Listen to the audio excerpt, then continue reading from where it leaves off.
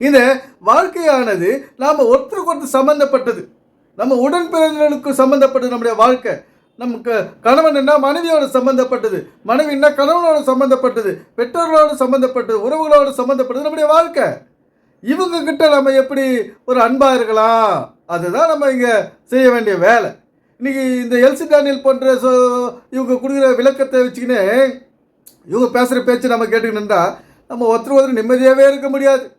எப்படா செத்து போகலாம், இந்த உலகத்தை விட்டு போகலாம், ஐயோ மனைவியால் இவ்வளோ பிரச்சனை வருது, கணவனால் இவ்வளோ பிரச்சனை வருது அப்படின்னு தான் போதிங்க. இவங்க கணவன் மனைவி எப்படி ஒற்றுமையாக இருக்கிறது அந்த வழியை சொல்லணும். எப்படி ஒருத்தர் மனதில் ஒருத்தர் இடம் பிடிக்கிறது அந்த வழியை சொல்லி கொடுக்கணும்.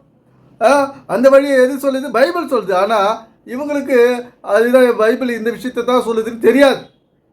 இவங்க கடவுள்கிட்ட போனால் தான் எல்லாம் கிடைக்கும், நீங்கள் பைபிள் படித்தா தான் எல்லாம் கிடைக்கும், இங்கே சர்ச்சுக்கு வந்து காணிக்க போட்டால் தான் எல்லாம் கிடைக்கும் அப்படின்ற ஒரு மாய ஏமாற்று பேச்சு தான் நீங்கள் மக்களை பேசிக்கிட்டு இருக்கிறதுனால தான் வீட்டில் சண்டை.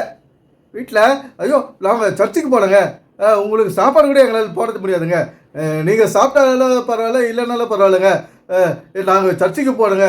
எப்படி ஒரு அன்பு கிடைக்கும்?